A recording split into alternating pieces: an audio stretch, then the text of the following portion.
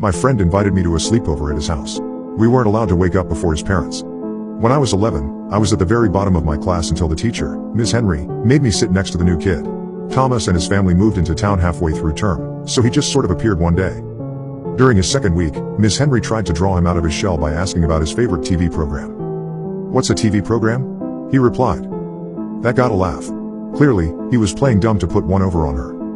Everybody thought he'd emerge as the next class clown, but instead he rarely spoke and aced every subject. A few girls tried befriending him. They dug the Children of the Corn look, I guess, but agreed he was a weirdo after chatting with him in the lunch hall. As desk buddies, he and I locked horns. A lot. Because I was left-handed, our elbows bumped together whenever we wrote, and he got super pissed anytime I asked to borrow a pencil, so I of course did this as often as possible. Anytime I asked Ms. Henry to split us up, she'd just sneer and say, "Ryan, there's gonna be times in life when you're forced to spend time with people you don't like. Get used to it." One day, as I struggled with a difficult maths exam, Thomas offered to help. I'm guessing he finished early and got bored. It was my first day. Without either of us ever agreeing to it, he started helping me with homework and tough assignments, and soon my grades improved so much my mom bought me a bunch of Pokemon cards as reward. I offered Thomas some of the one I already owned, but he didn't even know what a Pokemon's was. Then one day, out of the blue, he asked if I'd sleep over at his place. "Father really wants to meet you," he said. Why did his parents even know who I was? We sat together, sure, but he knew so little about pop culture, getting through a conversation was like chewing cult. Still, I wanted to thank him for his help, and my mom didn't raise any objections, so that Friday I packed some clothes and cycled over to his place. I drove down several short roads flanked by woods, past a train station, toward the outskirts of town. Thomas's two-story house sat at the top of a long driveway so steep that I needed to jump off my bike and push most of the way, and all the windows were either boarded up or had the curtains pulled shut. Things got spooky the second I arrived. Thomas and his parents waited patiently to greet me, each grinning like they were on a poster for tooth whitening. Everybody had matching blonde hair and dressed in plain shades of brown, gray, and white. A large man introduced them as the Donovans. My preteen brain categorized him and his wife as old, but in retrospect there must have been a 20-year age difference there. Mr. Donovan walked my bike into the garage while me and Thomas followed his mom inside. Something was wrong with the house. It looked too sterile. No clutter, zero toys scattered about. Plus, the antique furniture was older than my grandparents'. In every room, sheets had been draped over objects mounted along the paneled walls, and Mrs. Donovan made a point of telling me that touching the sheets is strictly forbidden. She led us into a sitting room decorated with crucifixes, and more crucifixes, of varying sizes.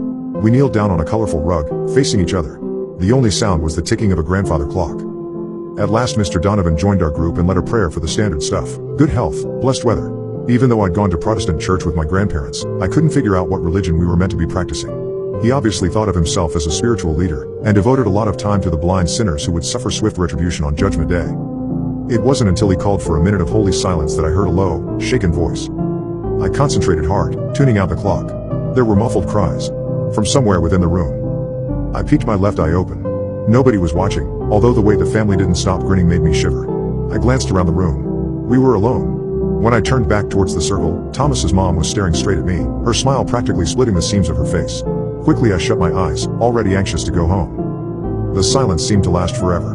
Finally, the spiritual leader clapped his hands and said we should go out back and toss a ball around. On my way out of the room, I listened for more cries, but the sound had died off.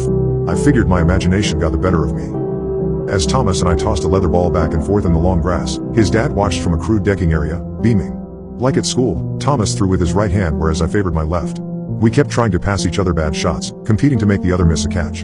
It was all in good fun, though. Thomas acted even weirder than at school. Away from his parents he at least seemed interested in subjects like TV, but now he strictly spoke about Bible stories and recited his favorite verses. I sidestepped his questions my spirituality as much as I could. My arm was aching by the time Mrs. Donovan called us for dinner. In the kitchen, we gathered around the table, and then she brought in a metal pan, presenting 5 boneless chicken breasts lathered in lumpy gravy and canned peaches.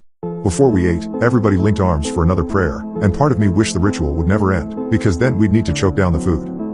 A heavy silence fell over the room, then those cries started up again. Closer than before. It sounded like a child, and their voice had a panicky quality.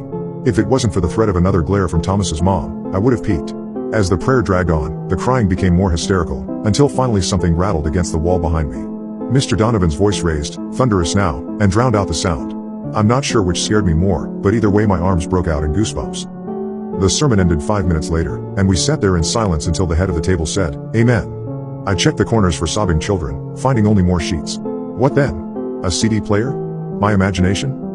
The uncooked chicken made me gag. I didn't want to cause trouble, so I picked around the moldy peaches and spread out the plate so it looked like I'd eaten more than I actually had. There was chocolate cake for dessert, but Thomas's mom went around slicing a piece onto each of our plates, which were still covered with chicken and gravy. By that point my stomach was growling, so I scoffed down a top layer of cake which hadn't touched anything else. I wanted to leave. Faking a bellyache, I asked if they would call my mom and have her come pick me up. Thomas's dad raised an eyebrow. No need, we have a special remedy. He told the rest of the family to pray for my health and led me out of the room. The front door was on my left, and I briefly considered making a run for it, but the second I did, Mr. Donovan's hand clamped around my shoulder, tight. His smile never wavered, but something about his eyes made me break out in goosebumps. Like an implied threat. So, I let him guide me into a vintage bathroom. There was a cupboard cabinet above the sink and the tub was already full. A thick layer of scud, plus a few dead flies, floated along the surface. Mr. Donovan poured something into the murky water, salt maybe? And ordered me to strip off my t-shirt so I could dip my midsection in. I told him I'd made a miraculous recovery. Ah, the power of prayer, he said, grinning so wide I could count the back teeth. After that he announced it was time for bed, despite the fact it wasn't even dark yet.